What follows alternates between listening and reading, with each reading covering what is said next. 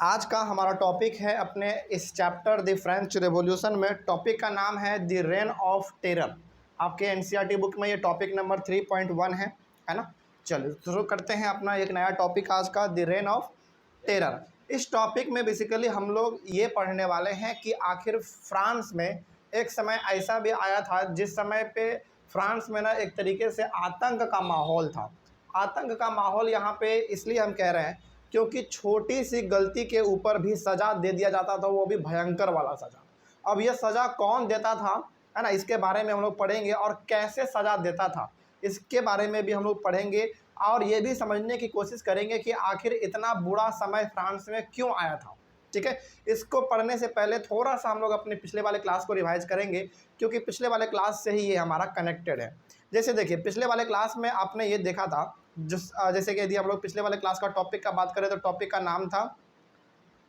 नाम था France abolishes monarchy and becomes a republic. तो इसमें तो हम लोग ये पढ़ चुके थे कि पूरी तरीके से जो मोनार्की वाला सिस्टम था वो ख़त्म कर दिया गया था और लास्ट में कोर्ट के द्वारा लुइस 16 और उसकी जो रानी थी उनकी पत्नी मैरी एंटोनियट, उनको भी फांसी दे दिया गया था देशद्रोह के मामले में, है ना। ये हम लोग पढ़ चुके हैं और यहाँ पे हम लोग ये भी जान चुके थे कि रिपब्लिक फ्रांस में आ चुका था, यानी कि बहुत हद तक डेमोक्रेसी वाला सिचुएशन वहाँ पे आ चुका था। ये हम लोग जान चुके हैं। चलिए अब ना थोड़ा सा यहाँ पे हम आपको एक चीज़ क्लियर करना चाहेंगे, वो ये कि ज़रा बताइएगा सोच के कि जो थर्ड स्टेट के वो जो 600 रिप्रेजेंटेटिव थे उनमें अधिकतर लोग कौन थे? ज़रा पढ़े लिखे लोग थे, लॉयर, प्रोफेसर, टीचर, जज, यही सब लोग थे उसमें, है ना। तो उन लोगों ने क्या बनाया था, अपना एक नया संविधान बनाया था। और याद कीजिए उस संविधान में जरा सा भी वोमेन के बारे में बात नहीं किया गया था, है ना, महिलाओं के बारे में बात नहीं किया गया था। हाँ, उस कॉन्स्टिट्यूशन में भले ही हर एक नागरिक जो कि केवल मेन है और उनका उम्र 21 साल है उनको वोटिंग राइट मिल गया था, लेकिन किसी भी वोमेन को वोटिंग राइट नहीं मिला था। एक तरीके से यहाँ पे आप ये भी समझ सकते हैं और आगे आपको इस चीज़ से हम कनेक्ट करवाएंगे, कहीं ना कहीं थर्ड स्टेट के लोग भी ना वो अपने 600 रिप्रेजेंटेटिव से नाराज़ रहते थे। नाराज़ रहने का रीज़न ये है, पहला बात तो वो खुद थर्ड स्टेट से बिलोंग करते हैं और दूसरा बात उन्होंने जो नया कॉन्स्टिट्यूशन बनाया था वो सबके बिहाफ में नहीं था। उनमें ज़्यादातर फोकस किया गया था थर्ड स्टेट के बड़े बड़े लोगों के बारे में, जैसे बड़े बड़े बिजनेसमैन हो गए, टीचर हो गए, हाँ मर्चेंट हो गए, लॉयर हो गए, इनको ज़्यादा उसमें राइट दिया गया था। तो कहीं ना कहीं थर्ड स्टेट के जो नॉर्मल लोग थे, आम आदमी थे, जैसे हाँ पीजेंट्स हो गए, फार्मर्स हो गए, लैंडलेस लेबरर हो गए, वर्कर हो गया, इन सबको लगा कि भाई तुम हमारे ही समाज से बिलोंग करते हो, तुम भी थर्ड स्टेट में ही आते हो, लेकिन तुम हमारे साथ ऐसा भेदभाव क्यों कर रहे हो? ठीक है, हमने चुन के आपको रिप्रेजेंटेटिव बना दिया थर्ड स्टेट का, लेकिन आपको क्या करना चाहिए था? हम सबके हित में नियम कानून बनाना चाहिए था। लेकिन आपने संविधान तो बनाया, लेकिन उन संविधान में सबसे ज़्यादा पावर आपने किसको दे दिया? अपने ही कुछ अमीर लोगों को दे दिया, पढ़े लिखे को लोगों को आपने ज़्यादा उसमें राइट दे दिया। हमारे बारे में तो आपने कुछ सोचा ही नहीं, है ना। तो अब यहाँ पे जैसे ही फ्रांस के राजा लुइस 16 को कोर्ट के द्वारा सज़ा सुनाया जाता है, उनकी पत्नी को भी सज़ा सुनाया जाता है। अब यहाँ पे याद कीजिए, पिछले वाले क्लास में हमने आपको बताया था जैकोबिन क्लब के बारे में, और जैकोबिन क्लब में अधिकतर लोग कौन थे? अधिकतर लोग उसमें पीजेंट्स थे, फार्मर्स थे, है ना, लैंडलेस लेबरर्स थे, वर्कर्स थे, वो सारे लोग थे। और उनको लीड कौन कर रहे थे? Maximilien Robespierre.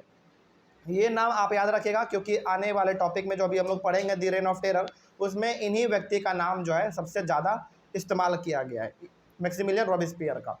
ठीक है, ये एक व्यक्ति का नाम है। तो जैकोबिन क्लब में बेसिकली आम आदमी आकर मिलते थे थर्ड स्टेट के, बातचीत करते थे कि अगला एक्शन हमारा क्या होगा। अच्छा, अब ज़रा बताइएगा सोच के कि जब लुइस 16 को सज़ा सुनाया गया उस समय पे फ्रांस में रूल कौन कर रहा था?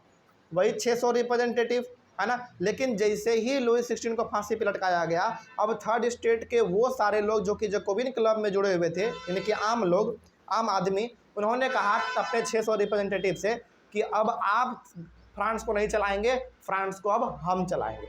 समझिएगा, यहाँ पे थोड़ा बहुत आपको कन्फ्यूजन हो सकता है लेकिन होना नहीं चाहिए। समझिए ज़रा ध्यान से, जब लुइस 16 को फांसी दिया गया तो लुइस 16 खत्म, राजा वाला सिस्टम खत्म, रिपब्लिक आ चुका था। ठीक है, और अभी फ़िलहाल रूल कौन कर रहा था? वही 600 रिप्रेजेंटेटिव जो थे वही लोग रूल कर रहे थे फ्रांस में। लेकिन कहीं ना कहीं जो जैकोबिन क्लब था उसमें कौन लोग थे? आम आदमी थे, पीजेंट्स थे। उन्होंने कहा अपने 600 रिप्रेजेंटेटिव से कि भाई देखो, हमने तुमको अपना रिप्रेजेंटेटिव बनाया, लेकिन तुमने हमारे बारे में किसी भी प्रकार से कॉन्स्टिट्यूशन में कोई बात नहीं रखा, तो अब क्या करो, तुम हटो, अब हम चलाएंगे अपने सिंहासन को। मतलब कि एक तरीके से यहाँ पे ज़बरदस्ती होने लगा। अब जैकोबिन क्लब वाले लोग कहते हैं कि अब तुम लोग हटो, जो तुम 600 रिप्रेजेंटेटिव हो थर्ड स्टेट के, तुम लोग हटो, अब हम लोग चलाएंगे अपने फ्रांस को। तो यहाँ पे एक तरीके से ज़बरदस्ती है। क्या जैकोबिन क्लब के लोगों को लोगों ने चुना था? नहीं चुना था, लेकिन यहाँ पे ज़बरदस्ती है। ज़बरदस्ती इसलिए है क्योंकि उनके अंदर गुस्सा है। गुस्सा इस बात का है कि भाई हमने आपको चुना, हमने आपको रिप्रेजेंटेटिव बनाया, और आपने हमारे बारे में ही नहीं सोचा, है ना। अब जरा यहाँ पे याद कीजिएगा मैक्सिमिलियन रॉबिस्पियर, ये एक नाम। अब आते हैं हम लोग अपने टॉपिक पे। आज का हमारा टॉपिक था द रेन ऑफ टेरर। देखिए लिखा हुआ है द पीरियड फ्रॉम 1793 टू 1794, यानी कि 1 साल का ही लगभग period, is referred to as the reign of terror. France revolution में ये 1793-1794 जो है, ये रेन ऑफ टेरर के टाइम पीरियड के नाम से जाना जाता है। मतलब कि यहाँ पे बहुत भयंकर रूप से जो है ना, एक मतलब कि एक आतंक का माहौल था फ्रांस में। क्यों ऐसा था देखते हैं। Robespierre followed a policy of severe control and punishment. यहाँ पे रॉबिस्पियर का पूरा नाम मैक्सिमिलियन रॉबिस्पियर है, केवल यहाँ पे शॉर्ट में लिखा गया है। अब यहाँ पे फ्रांस को चलाने का जिम्मेदारी कौन ले लेता है? मैक्सिमिलियन रॉबिस्पियर ले लेता है। कहता है कि अब हम चलाएंगे, और हम जो है फ्रांस के हर एक प्रकार के लोगों के बारे में सोचेंगे। आप लोग नहीं सोचते हैं, हम सोचेंगे। तो मैक्सिमिलियन रॉबिस्पियर क्या करता है, जो भी आदमी जरा सा भी गलती करता है ना, उसको पनिशमेंट देने का तरीका उसका जो है खतरनाक वो निकाल लेता है, बहुत गंदा वाला एकदम। आगे फिर all those whom he saw as the enemies of the republic, like ex-nobles, clergy, members of the other political parties, even member of his own party who did not agree with his methods were arrested, imprisoned and then tried by a revolutionary tribunal। अब देखिए क्या होता है। Maximilian Robespierre कहता है कि France को अब हम चलाएंगे। अब यहाँ पे फ्रांस में क्या आ चुका है? रिपब्लिक आ चुका है। लेकिन कहीं ना अच्छा, रिपब्लिक का मतलब क्या होता है? रिपब्लिक का मतलब होता है कि नियम कानून एक ऑर्डर में चलेगा, लोग हर एक चीज़ों अपने आप को राजा नहीं समझेंगे, नियम कानून के अकॉर्डिंग वो चलेंगे। लेकिन कुछ समय के लिए मैक्सिमिलियन रॉबिस्पियर जो है सारा पावर अपने हाथ में ले लेता है। उनको ऐसा लगने लगता है कि जो है हम ही हैं बस, बाकी सब कुछ नहीं है। अब मैक्सिमिलियन रॉबिस्पियर वो उन सारे लोगों पे शक करता है जो पहले महान हुआ करता था। जैसे पहले महान कौन होते थे? राजा लोग, राजा के रिश्तेदार लोग, क्लर्जी वाले लोग, है ना, वो लोग महान हुआ करते थे। तो मैक्सिमिलियन रॉबिस्पियर का सबसे ज़्यादा गुस्सा जो है ना, पहले के लोगों के ऊपर है, जो पहले फर्स्ट और सेकंड स्टेट में बिलोंग करते थे, उनके ऊपर इनका गुस्सा है। क्योंकि कहीं ना कहीं जरा समझिएगा ध्यान से, अभी फ्रांस में आ चुका है रिपब्लिक, लेकिन क्या कहीं ना कहीं राजा के फैमिली के अंदर में एक घुटन होगा कि नहीं, कि भाई हम पहले अपना कंट्रोल जमाते थे, लेकिन अब हमारे पास कोई कंट्रोल नहीं रहा, है ना। तो ऐसे लोग जो कि रिपब्लिक के खिलाफ है, जो कि डेमोक्रेसी नहीं चाहता है, उसको मैक्सिमिलियन रॉबिस्पियर पकड़ पकड़ के मारता था, ढूंढ ढूंढ के मारता था। जैसे देखिए यहाँ पे साफ लिखा हुआ है, all those whom he saw as the enemies of the republic, like ex nobles। X nobles का मतलब जो पहले राजा महाराजा हुआ करते थे, या फिर उनके जो रिश्तेदार हुआ करते थे, वो सारे लोगों को वो पकड़ता था। जो वो मतलब कि जिसको वो अपना दुश्मन समझता था, उसको पकड़ के गंदे तरीके से मारता था। क्लर्जी वाले लोग हो गए सारे, member of other political party जो इनके खिलाफ कुछ बोल दिया, इनके पार्टी के खिलाफ कुछ बोल दिया, इनको पकड़ के खूब मारता था। Even member of his own party, यहाँ तक कि इनके पार्टी में भी यदि कोई उल्टा सीधा बोलता था तो इनको गुस्सा आ जाता था, ठीक है। who did not agree with his method were arrested, imprisoned and then tried by a revolutionary tribunal। अब जरा समझिए यहाँ पे क्या हो रहा है। उनको मतलब कि जिस पे इनको शंका होता था उसको ये पकड़ते थे, अरेस्ट करते थे, और इनको जाके अपना जेल में डाल देते थे। यहाँ पे लिखा हुआ है रेवोल्यूशनरी ट्रिब्यूनल, एक तरीके से ये एक न्यायालय हुआ करता था, कोर्ट हुआ करता था, जहाँ पे लोगों को फैसला सुनाया जाता था, ठीक है। आगे, if the court found them guilty they were guillotined. अब यदि कोर्ट ने उसको दोषी करार दे दिया कि हाँ ये वाकई में मुजरिम है, तो उसको जो है ना गुलेटाइंड कर दिया जाता था। गुलेटाइंड करने का मतलब यहाँ पे क्या है, पहले ग्लूटीन वर्ड से निकला है गुलेटाइंड, इसको समझिए पहले क्या है। The gluten is a device consisting of 2 poles and a blade with which a person is beheaded। क्या होता था ना, 2 पोल है, ठीक है, बिल्कुल 2 पोल मतलब 2 पोल बिल्कुल सीधा खड़ा, उस 2 पोल के ऊपर में एक ब्लेड रखता था वो लोग, बहुत धार वाला एकदम ब्लेड, पूरा शार्प ब्लेड। 2 पोल इमेजिन कीजिएगा, 2 पोल है और उसके ऊपर में एक पूरा लंबा सा एक ब्लेड है, पूरा एकदम शार्प ब्लेड। और उस पोल के नीचे आदमी को लेटा दिया जाता था, ठीक है, आदमी को लेटा दिया जाता था और उसके बाद उस पोल के ऊपर से ब्लेड को छोड़ दिया जाता था और वो ब्लेड बहुत भारी होता था और जैसे वो ब्लेड को छोड़ता था वैसे ही आदमी का सर अलग और पूरा शरीर अलग हो जाता था, यानी कि पूरे बॉडी से उसका सर अलग हो जाता था। सोचो, यहाँ पे आदमी को फांसी नहीं दिया जा रहा है, यहाँ पे आदमी को जेल में नहीं डाला जा रहा है, बल्कि आदमी को 2 टुकड़ों में काट दिया जा रहा है। तो ये था उस समय पे मैक्सिमिलियन का सजा देने का तरीका। कोई डाउट इसमें? अच्छा, अब यहाँ पे आपके मन में सवाल आना चाहिए कि सर ऐसा तरीका क्यों निकाला गया था? लोगों को फांसी भी दे सकता था, लोगों को जेल में भी डाल सकता था। यहाँ पे इसलिए ऐसा तरीका निकाला गया था ना क्योंकि मैक्सिमिलियन रॉबिस्पियर पहली बात तो एक नॉर्मल फैमिली से बिलोंग करते थे। इनके अंदर ना बहुत गुस्सा था, बड़े बड़े लोगों के खिलाफ इनके अंदर बहुत गुस्सा था। इनका मानना था कि भाई तुम लोगों ने इतना साल राज किए हमारे ऊपर, अब हमारे हाथ में जब पावर आया है तो हम तुम लोगों को तो ऐसे छोड़ नहीं देंगे, है ना। तो बड़ा गंदा तरीके से ये मारता था एकदम। तो ये गुलेटाइन था। गुलेटाइन बेसिकली क्या होता था? एक डिवाइस होता था जिसमें 2 पोल होते थे और ऊपर में एक ब्लेड लगा रहता था जिससे कि आदमी के सर को काट के अलग कर दिया जाता था। कोई डाउट नहीं इसमें? और ये कब काटते थे? जब कोर्ट उसको दोषी करार दे देता था तब। उसके बाद it was named after doctor Guillotin who invented it. ये जो डिवाइस है ग्लूटाइन, इसका नाम इसलिए पड़ा था क्योंकि एक डॉक्टर थे उस समय पे, डॉक्टर का नाम था गिलोटिन, उन्होंने ही इस डिवाइस का इन्वेंशन किया था, तो इसलिए उस डिवाइस का नाम पड़ गया ग्लूटाइन, ठीक है। हाँ हाँ वो भाई गुलाटी वाला ना, मतलब कि ये डॉक्टर ग्लूटिन जो है उन्होंने ये डिवाइस का इन्वेंशन किया, इसलिए डिवाइस का नाम भी रखा गया ग्लूटाइन। और ये बड़ा खतरनाक डिवाइस था, ठीक है। आप इसको यदि कभी मौका मिले तो आप गूगल पे जाके सर्च कीजिएगा तो आपको दिखाएगा कि ये आखिर डिवाइस कैसा होता था। बड़ा खतरनाक तरीका था उस समय पे सजा देने का, ठीक है। आगे बढ़ते हैं। अब थोड़ा सा ना आपको यहाँ पे रॉबिस्पियर के बारे में बताते हैं, मैक्सिमिलियन रॉबिस्पियर के बारे में। आखिर उनका क्या कंट्रीब्यूशन था इन सारी चीज़ों में, उसके बारे में देख लीजिए। आपके बुक में सब चीज़ मिला के दिया हुआ है। देखिए लिखा हुआ है रॉबिस्पियर्स गवर्नमेंट। अच्छा, यहाँ पे रॉबिस्पियर्स गवर्नमेंट क्यों कहा? क्योंकि अभी गवर्नमेंट का पूरा जिम्मेदारी किसके हाथ में है? मैक्सिमिलियन रॉबिस्पियर के हाथ में, इसलिए यहाँ पे कहा Robespierre's government. Robespierre's government imposed a maximum ceiling on wages and prices. अब देखिए जरा ध्यान से, मैक्सिमिलियन रॉबिस्पियर ना एक तरीके से कह सकते हैं कि जितना भी लोगों को किराया मिलता था अपने मजदूरी के तौर पे, जितने भी लोगों के पास जो वो सामान खरीदते थे बाजार से, उसको उन्होंने फिक्स कर दिया। 1-2 लाइन और पढ़ते हैं तब आपको ज़्यादा समझ में आएगा। Meat and bread were rationed, peasants were forced to transport their grains to the cities and sell it at prices fixed by the government। अब समझिए इसको, पूरा समझ में अब आएगा। मैक्सिमिलियन रॉबिस्पियर का यहाँ पे कंट्रीब्यूशन बताया जा रहा है फ्रेंच रेवोल्यूशन में कि आखिर उन्होंने अपना क्या योगदान दिया था। मैक्सिमिलियन रॉबिस्पियर ने पूरी तरीके से जितने भी लोग थे ना उनके अनाज के प्राइस को मार्केट में फिक्स कर दिया था। उन्होंने कह दिया था कि देखो भाई, तुम कितना मेहनत किए हो अपने खेत में अनाज को उपजाने में, हमको उससे कोई मतलब नहीं है। हम एक प्राइस फिक्स करेंगे मार्केट में और तुमको उसी प्राइस पे जाके बेचना है। ऐसा वो क्यों कर रहा है मालूम है? क्योंकि अनाज के प्राइस को ज़्यादा ना बढ़ाया जाए। और आपको मालूम है लुईस स्टीन के टाइम पे क्या हुआ था?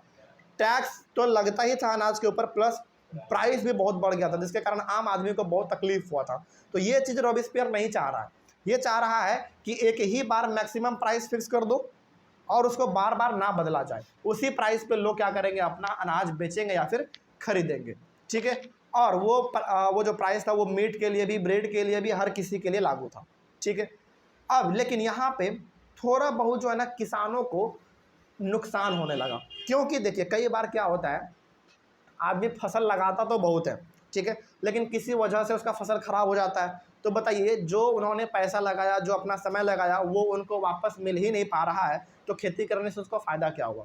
तो यहाँ पे लेकिन पहले लोग क्या करते थे? पहले लोग अनाज बढ़ा के भी बेच देते थे मार्केट में, उनको प्रॉफिट हो जाता था। लेकिन यहाँ पे रॉबिस्पियर ने कहा कि नहीं, 1 भी रुपया यदि बढ़ाए तो जान से मार देंगे, इस तरीके से।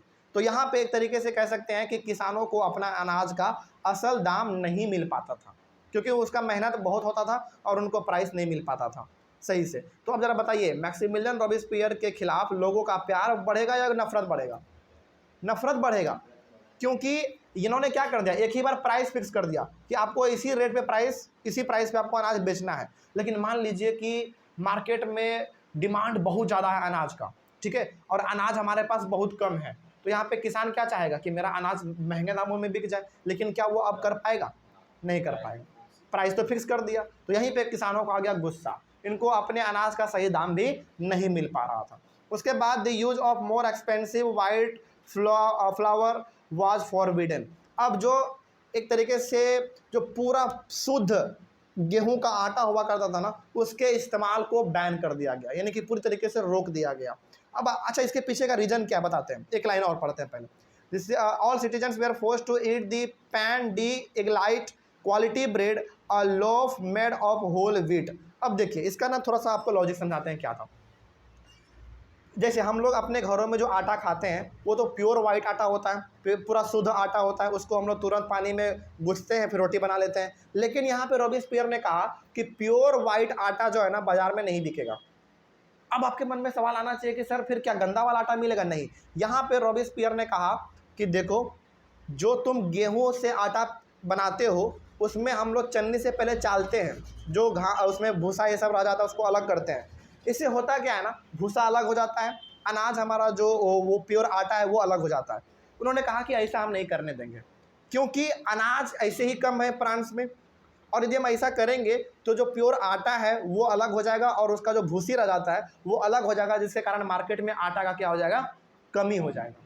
तो उन्होंने कहा कि नहीं, ऐसा हम नहीं करने देंगे, हम क्वालिटी ब्रेड खिलाएंगे तुम लोगों को, मतलब कि ऐसा आटा जिसमें कि जो कि प्योर तो नहीं होगा बल्कि वो ऐसे पिसा के आया और उसको डायरेक्टली आप इस्तेमाल करो, इस तरीके का। बात समझ में आ रही है? अच्छा, एक तरीके से आप यहाँ पे ये भी कह सकते हैं कि फ्रांस में अभी भी अनाज का कमी है। जैसे अभी भी हम लोग यदि दुकान से कोई आटा खरीद के लाते हैं तो हमारी मम्मी लोग उसको चाल के बनाती है ना। तो उन्होंने कहा कि नहीं, ऐसा हम मार्केट में ऐसा आटा आ नहीं देंगे। बात समझ में आ रही है? ये चीज़ उन्होंने कहा था। उसके बाद इंस्टीड ऑफ द ट्रेडिशनल मॉन्सियर पहले कहते थे वहाँ पे सर को, और मैडम कहते थे मैडम को। देखिए लास्ट में मैडम में ई लगा हुआ है ना। All French man and women were henceforth citoyen and citoyenne, यानी कि हाँ, पहले जो है फ्रांस में पहले तो राजा महाराजा वाला सिस्टम था, तो उस समय पे सर को मॉन्सियर कहा जाता था और मैडम को MADAM, ये तो हम लोग जानते हैं, इनको मैडम कहा जाता था इस प्रकार से। लेकिन मैक्सिमिलियन रॉबिस्पियर ने कहा कि नहीं, ऐसा अब सर मैडम वाला कोई सिस्टम नहीं चलेगा, अब चलेगा ओनली सिटीजन वाला, यानी कि फ्रांस में चाहे कितने ही धनी लोग क्यों ना हो जाए, चाहे मैन हो वोमेन हो, वो सब का सब क्या है, एक नॉर्मल सिटीजन है। ठीक है, सर मैडम वाला सिस्टम खत्म। उसके बाद churches were shut down and their buildings converted into barracks और ऑफिसेस। अब मैक्सिमिलियन रॉबिस्पियर तो पहले से ही राजा महाराजाओं से नफरत करता था, उनको ऐसे ही नफरत था कि तो उनका मानना यह था कि पहले तुम लोग राज किए, अब हमारा समय आया है तो हम लोग राज करेंगे। तो इन्होंने क्या करवा दिया, इन्होंने जितने भी चर्च थे इन सारे चर्च को इन्होंने बंद करवा दिया। सोचो, मतलब कि क्लर्जी वाला सिस्टम तो खत्म किया ही किया, सारे चर्च को भी बंद करवा दिया, और चर्च बंद करवा के क्या खोल दिया, उसमें बैरक और ऑफिस खोल दिया। बैरक का मतलब होता है वो जगह जहाँ पे कि सैनिक लोग आके रुक सकते हैं, ठहर सकते हैं, आराम कर सकते हैं, और ऑफिस का मतलब आपको समझ में आता है दफ्तर। उन सारे चीज़ों को वहाँ पे खोल दिया गया। कहा कि नहीं, अब यहाँ पे जो है इसका इस्तेमाल, चर्च का इस्तेमाल लोगों के भलाई के लिए किया जाएगा। ठीक है, लेकिन उसके पहले चर्च का इस्तेमाल क्यों होता था? शादी ब्याह के लिए, पूजा पाठ के लिए, धार्मिक चीज़ों के लिए, फेस्टिवल के लिए। अब कहा कि नहीं, ये बैरक और ऑफिस बन जाएंगे। उसके बाद Robespierre pursued his policies so relentlessly that even his supporters began to demand moderation. इतना गंदे तरीके से ये लोगों को टॉर्चर करता था, इतना गंदे तरीके से कि इनका जो सपोर्टर था, इनको जो मानता था मैक्सिमिलियन रॉबिस्पियर को, उनका भी कहना यह था कि भाई अब थोड़ा सा आराम कर लो, थोड़ा सा अपने सिस्टम को धीरे कर लो। मतलब सोचो, जो इनको सपोर्ट करते थे वो इनको समझा रहे हैं कि आप बहुत आगे बढ़ रहे हैं, मतलब कि आपका जो तरीका है सजा देने का वो थोड़ा सा खतरनाक हो रहा है, तो उसको धीरे से थोड़ा सा मतलब मॉडरेट कर दीजिए, कम कर दीजिए। उनका सपोर्टर भी ये कहता था। लेकिन आज तक इस दुनिया में किसी का भी तो घमंड रहा नहीं है ना। आगे क्या होता है देखिए। Finally in July 1794 he was convicted by a court, arrested and on the next day send to the guillotine. Last में जुलाई 1794 में इनको भी कोर्ट के द्वारा कन्विक्ट किया जाता है, यानी कि इनको भी दोषी करार दिया जाता है, और बिल्कुल दोषी करार देना भी चाहिए था, क्योंकि इनका तरीका जो था मारने पीटने का या फिर सजा देने का वो बहुत ही गंदा था। ठीक है, तो कोर्ट ने इनको दोषी दिया और उल्टा जिस गुलिटाइन डिवाइस में ये लोगों को मारता था, इनको भी वहीं पे मार दिया गया। तो बुराई का यहाँ पे अंत हो गया। कोई समस्या इसमें? चलिए, तो ये हो गया हमारा पूरी तरीके से ये वाला टॉपिक कंप्लीट। तो रेन ऑफ टेरर में बेसिकली आपको ये बताया गया है कि मैक्सिमिलियन रॉबिस्पियर का क्या रुतबा था उस समय पे, किस तरीके से वो सजा देता था लोगों को। और याद रखिएगा हमेशा कि मैक्सिमिलियन रॉबिस्पियर जो था वो जैकोबिन क्लब का लीडर था, है ना। और मैक्सिमिलियन रॉबिस्पियर जो एक बार कह देता था, सारे पीजेंट्स लोग उसको मानते थे, लेकिन बाद में कहीं ना कहीं जो है मैक्सिमिलियन का जो तरीका था वो किसान लोग उसको नफरत करने लगे थे, क्योंकि उनका मानना था कि भाई ठीक है, कोई सज़ा कर रहा है उसको जेल में डाल दो, उसके ऊपर फाइन कर दो, लेकिन उसको जान से आप मार दे रहे हो, ये गलत है। लेकिन बाद में क्या हुआ, उनको भी गुलिटाइन में ही डाल के काट दिया गया। ठीक है, उसके बाद है हमारा नेक्स्ट टॉपिक का नाम है अ डायरेक्टरी रूल्स फ्रांस। ठीक है, ये भी एक छोटा सा टॉपिक है। उसके बाद हमारा एक इंटरेस्टिंग टॉपिक आएगा, did women have a revolution. ये बहुत मज़ेदार है, तो इस टॉपिक को हम लोग अपने अगले वाले क्लास में डिस्कस करते हैं। कोई डाउट नहीं ना इसमें? चलिए मिलते हैं अगले वाले क्लास में। Thank you very much.